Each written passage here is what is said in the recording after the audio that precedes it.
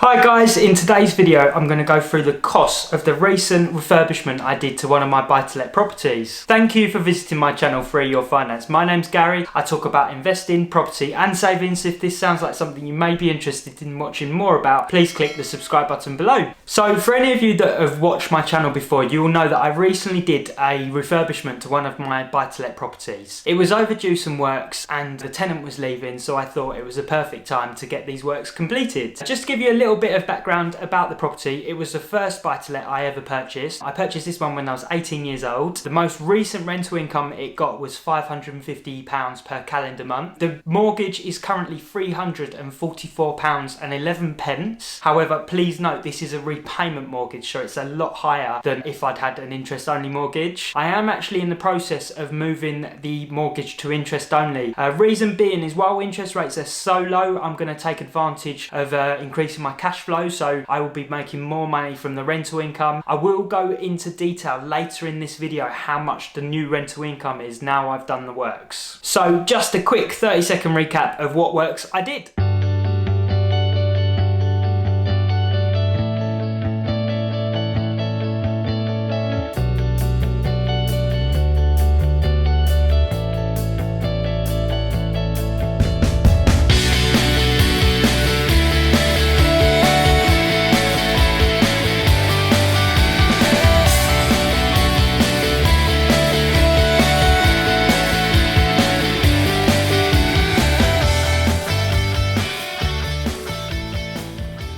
So I asked on one of the last videos if anyone would be interested in hearing what the costs were, and a few people said yes, so let's go with the costs of everything. So the first cost I had was the tiles. So I got the tiles for the bathroom floor and the walls, and I got the kitchen tiles too. So the total cost of the tiles was £420.87. The cost of fitting those tiles was built into the builder's quote, which I'm going to mention later, but he also fitted the bathroom too, so I need to go through those costs in a second. Next cost was the carpet and the underlay. Originally I wasn't going to redo the underlay, but as I took more and more of the carpet up and really had a good look at the underlay, it was pretty old and tired, so I thought it deserved some new underlay too. I certainly didn't go for the cheapest carpet available, as you want something that's nice and hard wearing and is going to last. You don't want to just go for the cheapest possible carpet. So the carpet and the underlay cost me £465.60 to do the whole flat. Next up was the bathroom appliances. So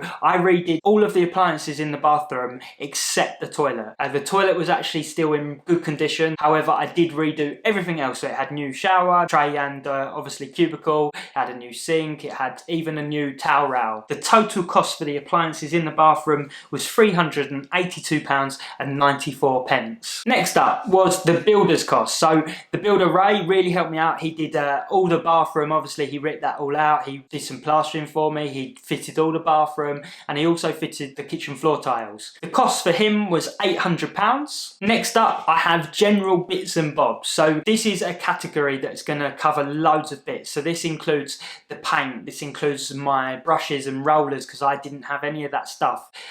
Just quickly, I've mentioned before that usually I'd pay a painter and decorator to do the works for me, but being quite at work I thought I'd do it myself. This includes all the costs for adhesives for the tiles, rubble sacks, all that sort of stuff. The total cost for that was £164.71. The next cost was the council tax. So with council tax you get a 30-day free grace period for empty properties. So obviously I used this 30-day free period. The total cost for council tax during the empty period was £9.37. The next cost to think about was my petrol. I haven't got an exact figure to give you for petrol. I'm going to allow one tank of petrol, which for my car is around £50. I doubt I use one tank of petrol, to be honest with you, but I'm going to allow for it still. This is for all my trips to and from the flat, to and from B&Q and all these places where I bought the different stuff from. Next up are some of the costs that I incurred while the flat was empty. So my previous tenant moved out on the 1st of August and my new tenant moved in on the 4th of September. The first cost I had was the electricity use during that time. This was £17.07. Obviously I had to clear these costs before the new tenant moved in. Next Next up was the water. So I rang the water company that serves that property, and I explained to them that it'd been empty for a month, and during that time obviously I'd been doing works in the flat. They asked what sort of water usage I'd made during that time, and I explained I'd just used the toilet a couple of times, and they actually very kindly said don't worry about it, the cost is going to be zero.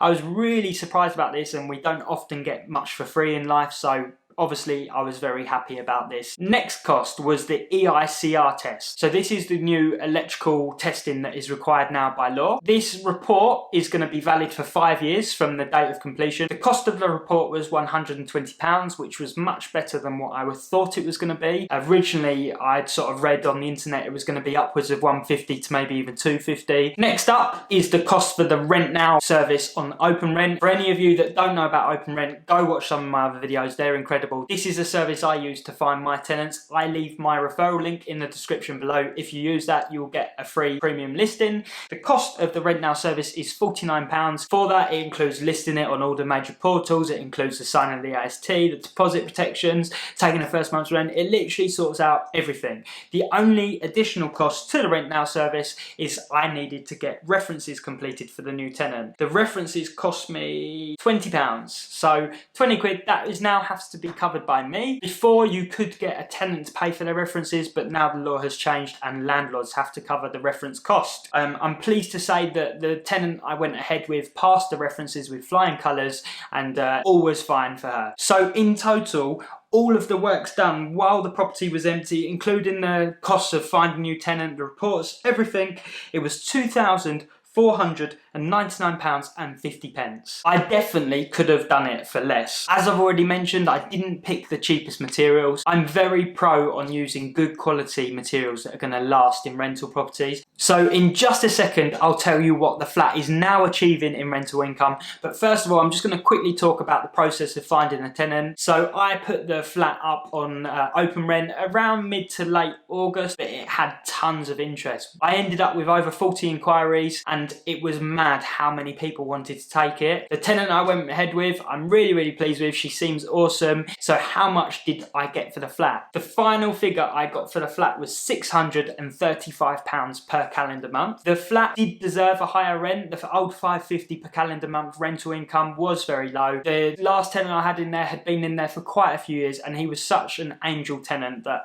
I hadn't really put the rent up quite what probably the market value was. But as I've said on this channel before, I'm all about looking after my tenants. So this extra rental income gives me £1,020 per year on top of what I was earning last time. So my plan is to now make the mortgage on this property interest only, as I mentioned earlier in the video. I don't know how much that's going to save me yet for the mortgage payments. I believe the interest only is going to be about £70 on the amount I owe. So obviously that's going to earn me almost another £300 per calendar month in cash flow. The reason I'm moving this property to interest only is I'd like this property to cash flow a little bit faster so I can take more profit out of the property and move it into my other investments. Please leave a comment below if you thought the works were going to be less or more than £2,500, and apart from that, I'll see you on the video very soon. Take care, guys.